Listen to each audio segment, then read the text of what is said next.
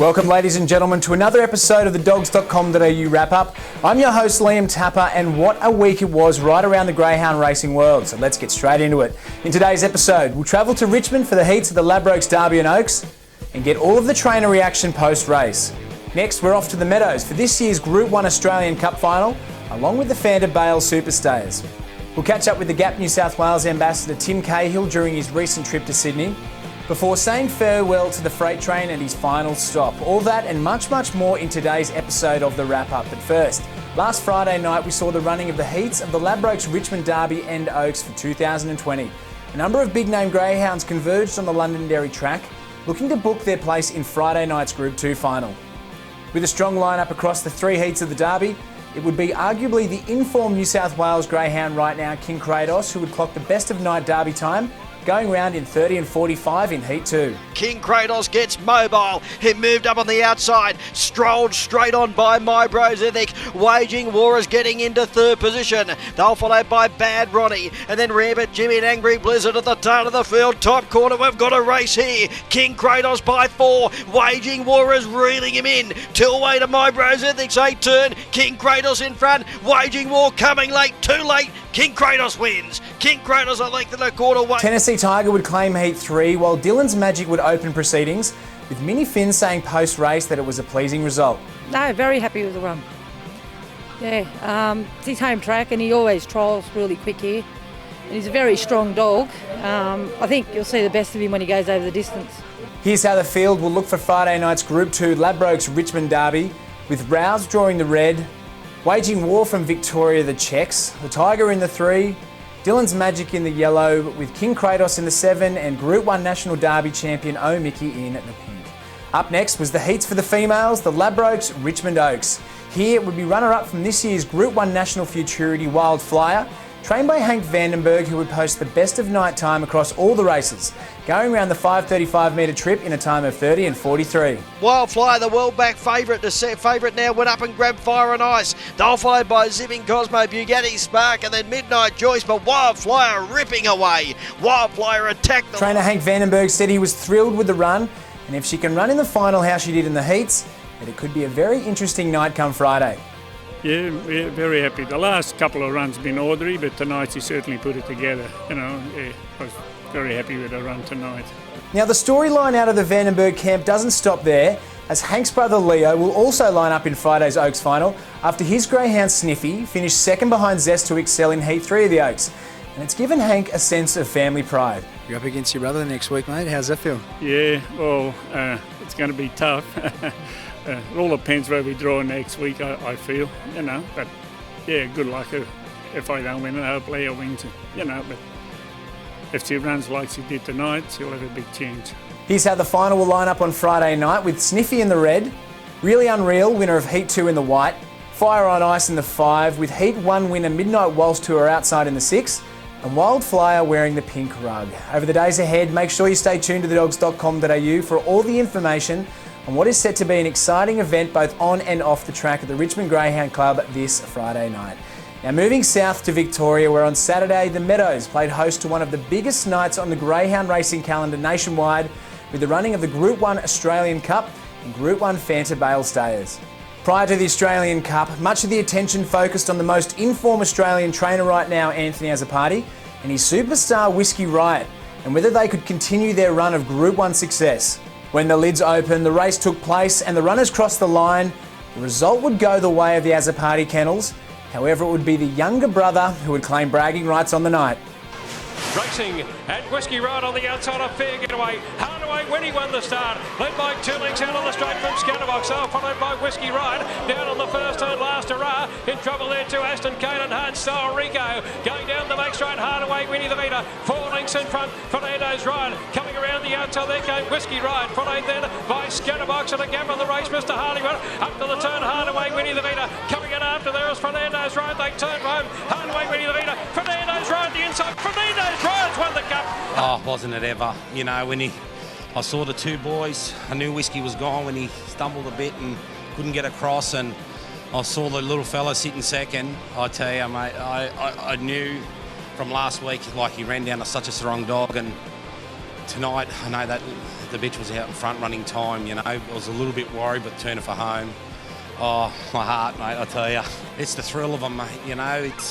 I get up every morning and, mate, every morning these dogs, they just put a smile on your face, you know, and I'm just so lucky to train so these animals, you know. They're just such a lovely animal, and I could have the worstest day in the world and I just go to my kennels, it's my zone, and just love my dogs, you know. And for this dog to win, you know, he's always been the shadow of Whiskey, and him to win Australian Cup, mate, I tell you, if you told me he would win Australian Cup months ago, I was just saying you're kidding, but he's got all heart, you know, and the owners, the first-time owners, this is going to be huge. We'd like to congratulate Anthony on claiming his 17th Group 1 event. That certainly is a remarkable achievement, and to you and your team, keep up the great work. Prior to the Australian Cup, the FERNANDO'S Superstayers was run over the 725 metre journey, where Here's Tears and True Detective would continue their ever-growing rivalry. After Rockstar Beeve led the pack into the final lap, the race would well and truly heat up, with Here's Tears, True Detective and Just Terms all battling it out to the line. True Detective the inside, Here's Tears, and Just Terms are starting to finish pretty well behind them. Peels to the outside, Here's Tears moved up, takes lead. Here's Tears won the Vanderbilt. Well, what a finish that was from Here's Tears, and what a finish it was to a great Australian Cup carnival at the Meadows. It certainly was legendary. Now, on to the Greyhounds as Pets New South Wales program, where last week the team were joined by Ambassador Tim Cahill and his greyhound Lumo after they touched down in Sydney. They were in town to help spread the word about a number of upcoming announcements set down for the GAP New South Wales program, and we were lucky enough to sit down with Tim and hear how much he's enjoyed the adoption process and how rewarding it's been to have Lumo join the Cahill family.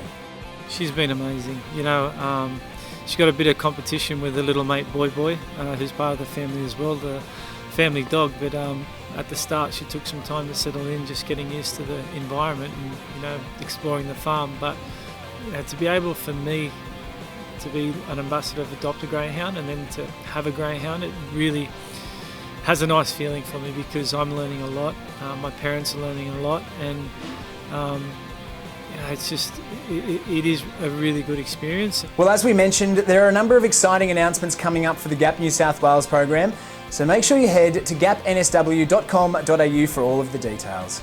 Now, last week, Greyhound Racing New South Wales announced their brand new grading policy, which was the first major change to the policy since 2009. The new policy will come into effect as of March 9, with several key changes across the city, provincial and country meetings. Some key changes to the policy include the 3 classes of racing, the updated 3 distance categories, along with changes to the elevation criteria from 5th to 4th grade for greyhounds. There's been a change in the age a greyhound is considered for masters racing, along with all PTs now removed from the policy and all nominations to be conducted electronically for all meetings. If you'd like to look at the policy in detail, then head over to the Greyhound Racing New South Wales website to read all of the information. Moving right along to the Riverina, where on Sunday evening we saw 5 heats of the 2020 Ladbrokes Richmond Cup. It was a great showing in the Riverina with a strong regional class of greyhound assembled, including those from Victoria who had made the trip up the Hume for the event. Leading the Victorian contingent was Silver Man, a greyhound from the team of racing caller James Vandermart and his wife Chloe Allen, who took out Heat 3 of the Cup in a time of 26 and 34. Silver Man took off and took over, raced 5 in front of Tamman, 10 lengths back then to get on it. There followed then the head of the others came Corleone King, Aston Astra, but Silver Man, they've landed a plonk. Yes, Silver Man just from Tamman who came. The box draw for this year's Ladbrokes Richmond Cup will be conducted on Wednesday, March 4, so be sure to stay tuned to thedogs.com.au for that when it goes live. Well, from the bush to the city, we now head to Wentworth Park on Saturday night, where we saw another 2 Golden Easter Egg Preludes run, with Sunburnt Highway and DJ Holden claiming the honours.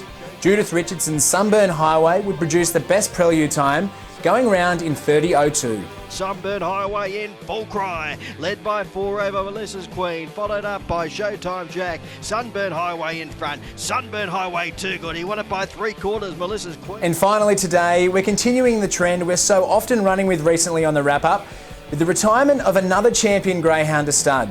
This week, it's Pindari Express who has arrived at his final stop. Days after creating history by becoming the first ever greyhound to claim back-to-back Bulleye Gold Cups, trainer and owner Tracy Screws made the decision to retire her only greyhound in work to stud. It's been a big 12 months for Charlie, as he is affectionately known, after tasting Bulleye Cup success on 2 occasions, along with running in the Tab $1 Million Chase final in October last year. Boss led, here's Pindari Express. He moved up strongly, shot to the lead. Shinjo Prince to second, Pindari Express into the final. Over the course of his career, Pindari Express earned almost $140,000 in prize money out of his 18 wins and 10 placings from 32 starts. So we look forward to what the future holds for him at stud. We'd like to wish Tracy and Charlie all the very best, and we can't wait to see the next crop of freight trains rolling through a racetrack near you. Thanks for joining us on today's episode of The Wrap Up. We hope you're up to date and are ready to go for another big week across the greyhound racing world.